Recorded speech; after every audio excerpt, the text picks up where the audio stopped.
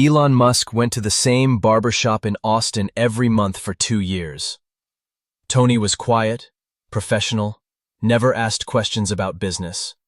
Until that Tuesday, when Elon mentioned his upcoming Neuralink presentation, Tony's hands froze while cutting hair.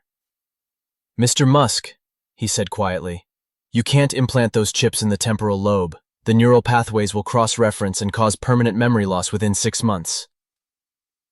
Welcome to the Human Stories. Before we dive into the most mind-blowing encounter between Elon Musk and a barber who knew more about brain surgery than his own Neuralink team, smash that subscribe button. Tell me in the comments, have you ever met someone who wasn't who they seemed? Austin, Texas. Tony's traditional barbershop, 2:15 p.m. The bell chimed as Elon stepped into the small barbershop on South Lamar. It wasn't fancy, just 3 vintage chairs, checkered floors, and the smell of aftershave. But it was quiet, private, and Tony never tried to take selfies or ask about Tesla stock. Tony Rosetti had been cutting hair in Austin for 15 years. Mid-50s, graying temples, thick Brooklyn accent. He worked alone, kept the shop old school, and treated every customer the same, whether they drove a Honda or owned the world's largest electric car company. "Afternoon, Mr. Musk," Tony said, sweeping around chair 2. "Running late today." "Sorry, Tony. Board meeting ran long." Elon settled into his usual chair by the window where he could see his security detail. Tony draped the cape around Elon's shoulders. "The usual?" "Yeah, just a trim, clean up the sides." As Tony began working, the familiar rhythm of scissors filled the shop. This was one of the few places where Elon could think without interruption, where the pressure of running multiple companies faded into background. "How's the rocket business?" Tony asked. "Good. We're launching another Starlink batch next week." "And the brain chip thing?" Elon smiled. Tony always called Neuralink the brain chip thing, with skepticism that Elon found refreshing. Most people either worshipped the technology or feared it. "Actually, we're doing a major presentation next month. First human trials are showing incredible results.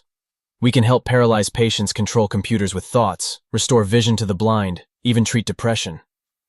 Tony nodded, continuing to cut. "That's something. The potential is unlimited. We're working on memory enhancement, direct brain-to-internet connection, even uploading consciousness." That's when Tony's hands stopped moving. "Mr. Musk," Tony said quietly, "you can't implant those chips in the temporal lobe. The neural pathways will cross-reference and cause permanent memory loss within 6 months. Elon felt the scissors pause against his scalp. He looked up at Tony in the mirror, seeing something in the barber's expression he'd never noticed before. "I'm sorry, what did you say?" Tony resumed cutting, but his movements were more careful now. "Nothing, Mr. Musk. Just thinking out loud." "No, you said something about temporal lobes and neural pathways. How do you know about Neuralink's chip placement protocols?" Tony's reflection met Elon's eyes. "I read articles. Scientific American, that kind of stuff." "Tony, Scientific American doesn't publish details about temporal lobe implantation procedures. That information is classified. Our chip placement specifications aren't public."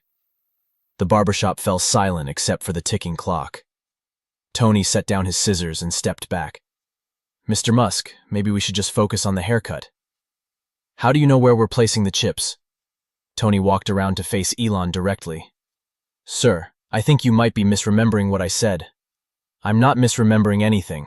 You specifically mentioned temporal lobe implantation and neural pathway cross-referencing.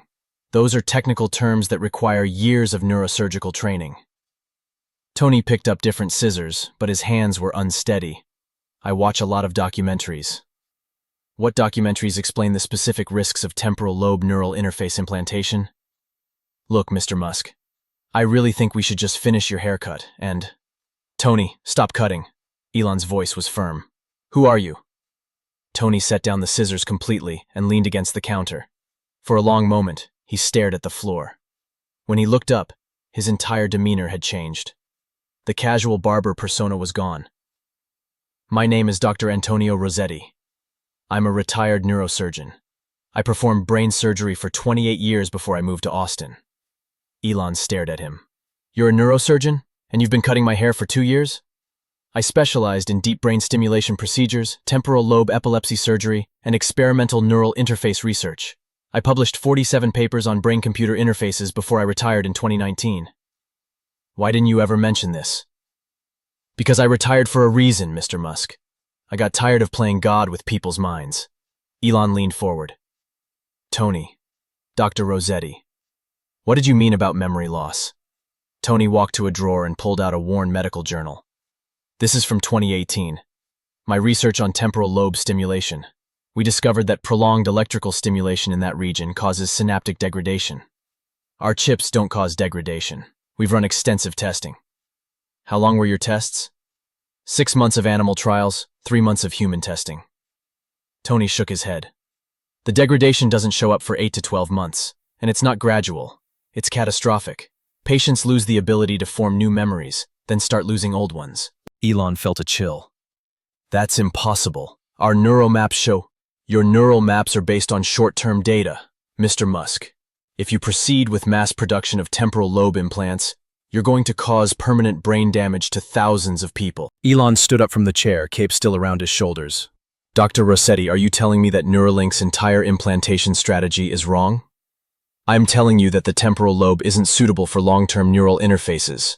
The tissue is too delicate, the neural pathways too complex. Any foreign object in that region will eventually cause inflammatory responses that destroy memory formation. But our biocompatibility tests show short-term success, I'm sure. The problems don't manifest for months. Tony opened the journal to a marked page. Look at this data. Elon leaned over the journal. The page showed brain scans and charts remarkably similar to Neuralink's internal research. This is from patients who received deep brain stimulation devices in the temporal region. After 12 months, every patient experienced severe memory degradation. After 18 months, most couldn't remember their own names. This is deep brain stimulation, not neural interfaces. The mechanism is identical. You're introducing electrical current into brain tissue that evolved over millions of years without foreign electrical interference. Elon studied the brain scans. What's the alternative? Motor cortex implantation. It's less ambitious but infinitely safer. You can still achieve thought-controlled devices without risking memory destruction. Motor cortex limits our capabilities. We can't do memory enhancement, consciousness uploading, direct internet access. Tony closed the journal. Mr. Musk, can I ask you something? What? Why did you really start Neuralink? Elon was quiet for a moment. To help people with neurological conditions, to advance human capability. Are you sure it's not because you're afraid? Afraid of what? Afraid that artificial intelligence will surpass human intelligence and you want to merge humans with machines so we can keep up? The directness caught Elon off guard. That's part of it, yes. Mr. Musk, I've spent my entire career inside human brains. I've seen what makes us who we are, and I can tell you with absolute certainty that consciousness isn't something you can upload or download. Then what is it? It's something we don't understand yet, and until we do, we shouldn't be experimenting with it on a mass scale. Elon walked to the window and looked out at the Austin street where normal people were going about their lives, unaware that the future of human consciousness was being debated in a barber shop. Dr. Rosetti, if what you're saying is true, then we need to completely redesign our approach. That would set you back years. Better than setting humanity back permanently. Tony smiled for the first time since the conversation began. Mr. Musk, would you like me to help? Help how? I still have contacts in the neurosurgical community. People who've been studying brain-computer interfaces longer than Neuralink has existed. We could form a proper medical advisory board. You'd be willing to do that? I became a barber because I wanted to retire from neurosurgery. But I never retired from caring about patients. Elon turned back to Tony. Why didn't you approach me before, if you knew about the risks? Because billionaires don't usually listen to barbers, but they listen to neurosurgeons. Tony nodded. The question is, are you willing to admit that your current approach might be wrong? Elon sat back down. Dr. Rosetti, what would you need to properly evaluate Neuralink's current protocols? Access to your complete research data, animal trial results, human test subject outcomes, neural mapping studies, everything. That's highly confidential information. Mr. Musk, you're about to start mass production of devices that will be implanted in human brains. Don't you think the medical community should have input on whether that's safe? Elon was quiet for several minutes. Outside, Austin traffic hummed past, Inside, the old clock continued ticking. What's your assessment of our current timeline? For what? We're planning widespread human trials in 6 months. Commercial availability within 2 years. Tony set down his scissors and faced Elon completely. Mr. Musk, if you proceed with temporal lobe implantation on that timeline, you'll create the largest medical disaster in modern history. That's a strong statement. It's accurate. Imagine 10,000 people suddenly losing their memories permanently. Imagine the lawsuits, the regulatory backlash, the public trust in neurotechnology, destroyed for decades. But if we switch to motor cortex implantation, you'll have a safer, more limited device that can still help paralyzed patients and treat certain neurological conditions. It's not as sexy as uploading consciousness, but it's actual medicine instead of science fiction. Elon leaned back. Tony, can I ask you something personal? Sure. Why did you really become a barber? Tony smiled sadly. Because I made a mistake during surgery in 2019. A young woman with epilepsy. The procedure was experimental, but she and her family were desperate. What happened? The implant worked perfectly for 8 months. Her seizures stopped completely. She got married, went back to school, started planning a family. Then the inflammatory response began. Memory loss? Total retrograde amnesia. She couldn't remember her husband, her education, her entire adult life. The implant had to be removed, but the damage was permanent. I'm sorry. I realized that sometimes our desire to help can cause more harm than doing nothing. That's when I decided to retire. But you'd be willing to help Neuralink avoid making similar mistakes? I'd be willing to help Neuralink make responsible decisions based on real medical science instead of ambitious timelines. Elon stood up, removing the cape. Dr. Rosetti, I want to offer you a position as Chief Medical Advisor for Neuralink. I appreciate the offer, but I'm retired. Then I want to offer you a consulting position. Review our protocols, assemble a medical advisory board. Help us do this right. Tony considered the offer. What about your investors, your timelines, your promises to the public? I'd rather delay Neuralink for 5 years than destroy it permanently with a medical catastrophe. And if the advisory board recommends scrapping the temporal lobe approach entirely, then we scrap it. Tony extended his hand. Mr. Musk, I think we can work together. 6 months later, Elon stood in front of a packed auditorium at Neuralink headquarters. The presentation he'd originally planned, showcasing temporal lobe implants and consciousness uploading, had been completely rewritten. Ladies and gentlemen, Elon began, today I want to talk about the most important decision we've made in Neuralink's history. The decision to prioritize patient safety over ambitious timelines. In the audience, Dr. Tony Rosetti sat in the front row, no longer wearing a barber's apron, but a suit and the title of Chief Medical Advisor. 6 months ago, we discovered critical safety concerns with our original implantation approach. Thanks to input from leading neurosurgeons and extensive additional testing, we've completely redesigned our technology. The screen behind Elon showed new brain scans, safer implantation sites, and conservative projections. Our new motor cortex approach may be less ambitious than what we originally promised, but it's something far more important. It's responsible medicine. After the presentation, Elon and Tony stood in Elon's office, looking out at the Austin skyline. How do you think that went? Elon asked. Better than I expected. The investors didn't seem too upset about the timeline delays. Some were, but I'd rather have upset investors than brain-damaged patients. Tony nodded. Mr. Musk, can I ask you something? Always. Do you ever regret listening to a barber's advice about neurosurgery? Elon smiled. Tony, that advice might have saved Neuralink from the biggest medical lawsuit in history. And it definitely saved a lot of people from losing their memories. Speaking of which, I need another haircut next week. Same time, same place? Wouldn't miss it. As Tony prepared to leave, Elon stopped him. Tony, there's something I've been wondering about. What's that? How many other retired experts are out there working regular jobs, waiting for someone to ask the right questions? Tony smiled. Mr. Musk, you'd be amazed how many former rocket scientists are driving for Uber. How many ex-CIA analysts are teaching high school. How many Nobel Prize winners are working at coffee shops. Why? Because sometimes people want normal lives after extraordinary careers. But they never stop caring about their expertise. Maybe we should start asking more questions. Maybe you should.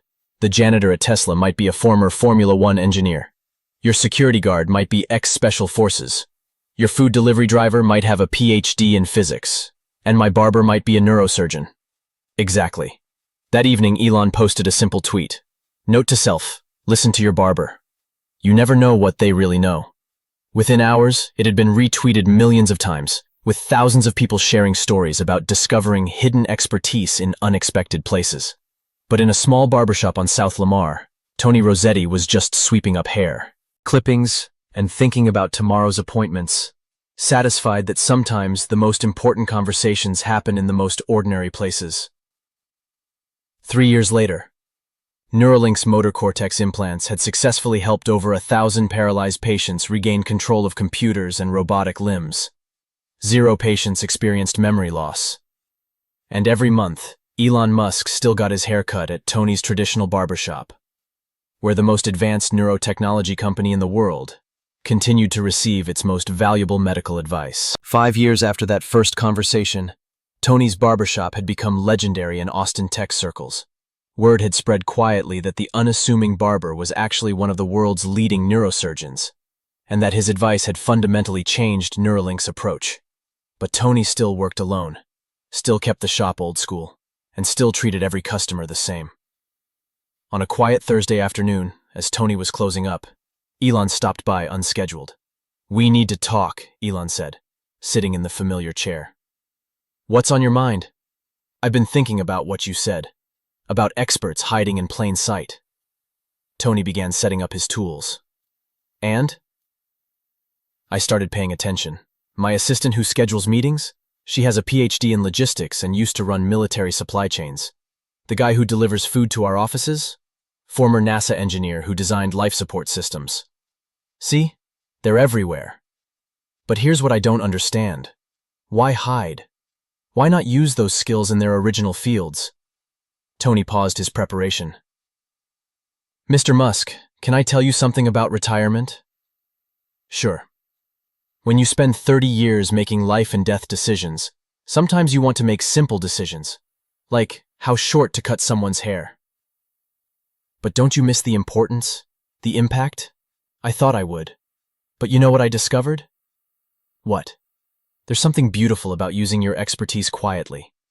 About being the person who knows exactly what's wrong and exactly how to fix it, but only speaks up when it really matters." Elon nodded slowly.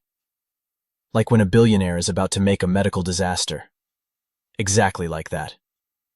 Tony began cutting, the familiar rhythm filling the small shop. "Tony, I have a confession." "What's that?" "I've been coming here for 5 years, and this is still the only place where I can think clearly. Because no one here wants anything from you except a good haircut. Because here, I'm just another customer getting advice from someone who knows more than he lets on." Tony smiled. "Mr. Musk, you want to know the real secret?" "What secret?" "Everyone knows more than they let on. Your barber, your janitor, your Uber driver, your waiter. Everyone has a story, expertise, knowledge that might surprise you. So what's the lesson? Pay attention. Ask questions. Listen when people talk. You never know when the person cutting your hair might save your company, or save thousands of people from brain damage." That too. As Tony finished the haircut, Elon looked at himself in the mirror. Same haircut he'd been getting for 5 years, but somehow he looked different. "Tony, one last question." "Shoot. Are there any other retired neurosurgeons working as barbers in Austin?" Tony laughed. "Mr. Musk, I can't give away all our secrets." 6 months later, Elon announced a new initiative. Expert in Residence program. SpaceX, Tesla, and Neuralink would actively seek out retired professionals working in unexpected features, jobs, and offer them consulting positions. The program was inspired, Elon said, by a conversation with someone who taught me that wisdom doesn't always come from where you expect it. And in a small barbershop in Austin, Dr. Tony Rosetti continued cutting hair, satisfied that sometimes the most important discoveries happen during the most routine conversations. Some secrets are meant to be kept, others are meant to be shared at exactly the right moment. And sometimes the person holding the scissors knows exactly when that moment arrives. Have you ever discovered that someone in your everyday life had extraordinary hidden expertise? Share their story in the comments and subscribe to hear more about the hidden experts shaping our world.